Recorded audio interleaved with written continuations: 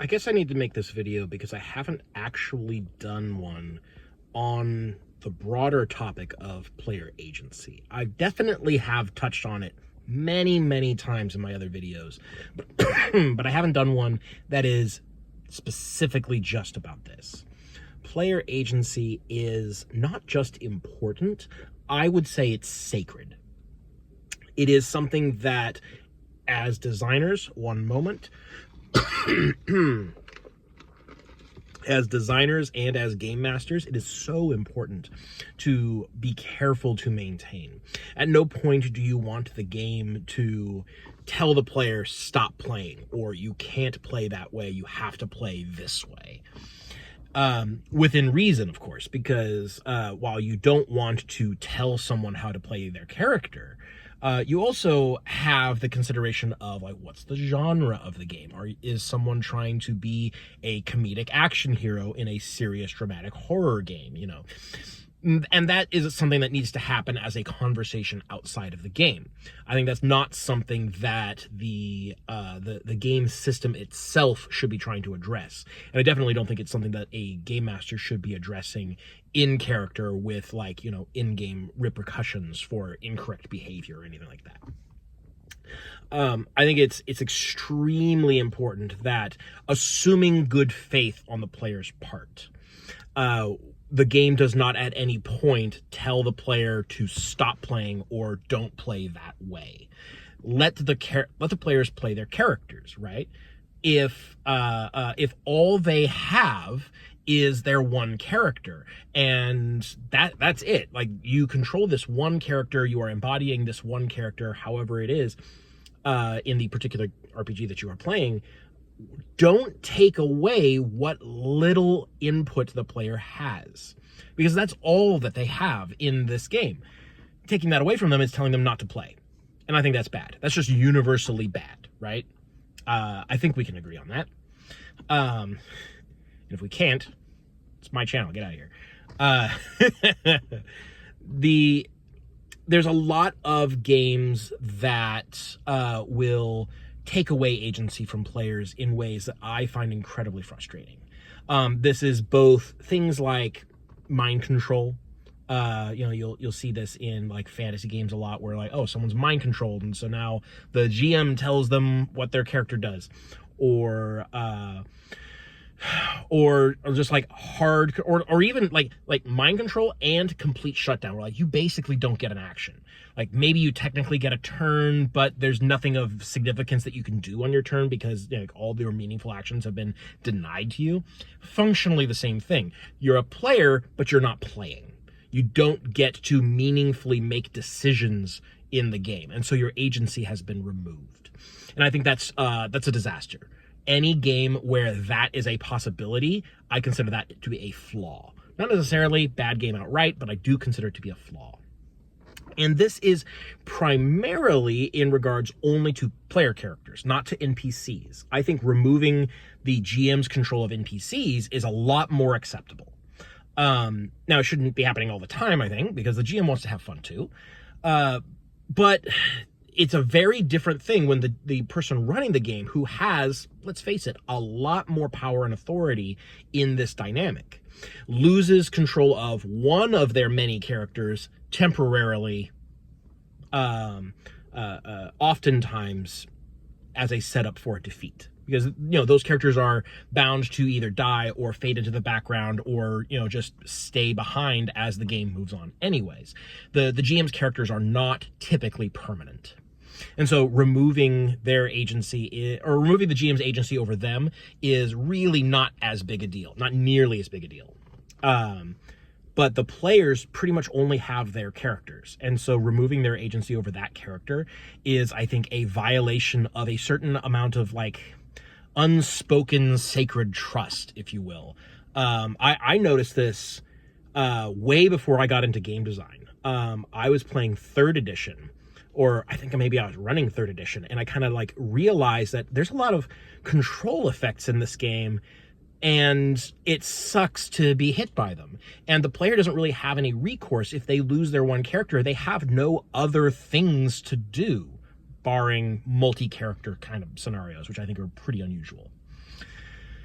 So I consider it to be such a not a taboo per se, but it's such a faux pas of design to have characters have their agency removed for the game at any point, to say stop playing the game, or you can't play that way, or you have to do this thing. I consider it such a negative thing that as I'm designing Code World, I'm starting to pick up on things that I've been subconsciously putting into the game and remove those, make it so that the player never stops playing, even in cases where their character has been defeated. The absolute lose state, which in a lot of RPGs, let's face it, is, death or removal from the scene, maybe temporarily. That does happen in games. It happens in games that I like, honestly. Games like Legend of the Five Rings, Blades in the Dark, my favorite RPGs. These RPGs have mechanics that remove the player from the narrative temporarily, outside of their control. And I'm finding that, like, while I can tolerate that for a good game, it is not ideal. And so as I am designing my own game, as I am designing Code World, I'm designing it so that the player always stays engaged. When it is their turn, they will always have meaningful choices to make, a meaningful way to interact with the narrative in ways that are iconic or evocative of their character. So I've had some conversations on Discord with people who are either making their own games or running existing games that they are a lot more lackadaisical about this than I am. And I know that I take kind of a hardline approach to this, maybe more so than is normal. But I genuinely think it's one of the most important things that you can keep in mind as a designer or as a GM, that the player's only toy is the character. And taking away that toy means they are functionally not playing the game.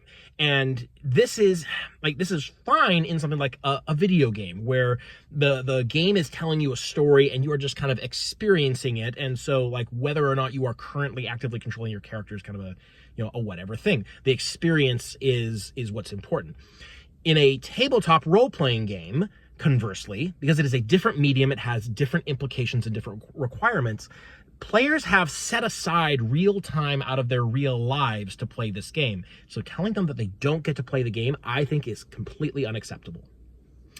I think it is a much more serious issue than a lot of people give it credit for. And are there exceptions? Yeah, probably. Like certain genres will probably do this better. Some kind of psychological horror can, more easily justify restrictions on player behavior. This thing is too terrifying for you to approach, so you can't approach it. Like, sure, fine. There are game mechanics that can restrict. I'm not saying, like, never restrict player actions.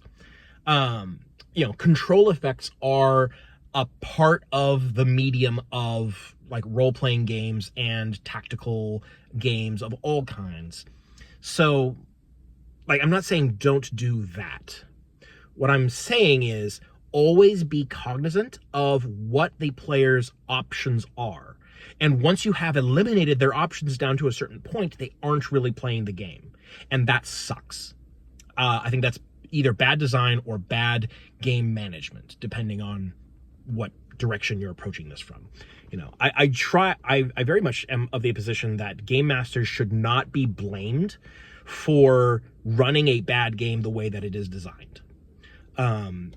If you just can't blame a GM for a badly written game, right? You could say that, the GM should have changed. This is such an aside.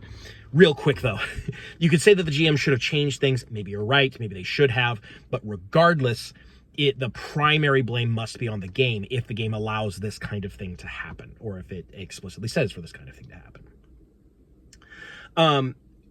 When it comes to situations where a character's actions, like, as a designer, you're thinking, like, well, should I say they can't approach the terror because it is too terrifying? Should I say they have to run away if they fail a save, or what have you?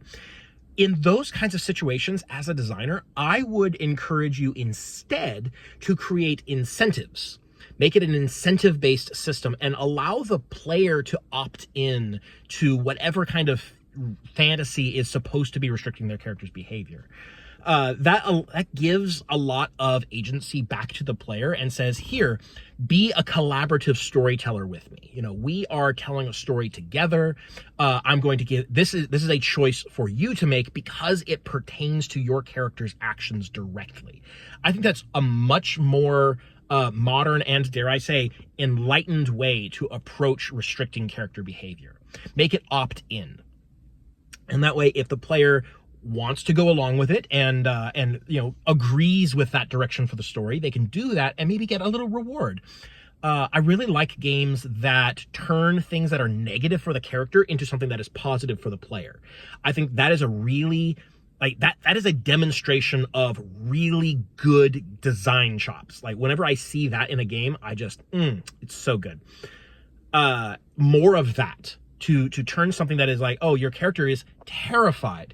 If you run away screaming, you will generate some resource that you like. I believe Tales from Elsewhere does exactly this, where like a monster will do something to you, and then if you role play it in a way that is, you know, maybe not that helpful for your character, let us say, they'll generate a point of luck, which can later be used for to high roll one of your actions.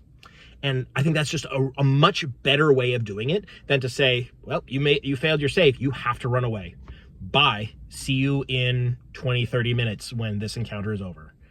You know, that's, you know, one of those two things is not like the other, right? You understand what I'm saying? One of those is inviting the player to collaborate with the GM in terms of developing and establishing the narrative. And the other one is telling the player, you don't get to play anymore. The dice or I have decided you're done. So that is just like sort of the example off the top of my head of situations where like you at first glance you think, oh, we could justify removing player agency here, but even then, in basically all circumstances, I think it's always better if the game promotes player agency rather than eliminates it. Player agency, I said it at the beginning of the video, it is sacred, and I will take every step that I can when I'm running a game or when I'm developing a game to maintain it, because otherwise, what are we even doing?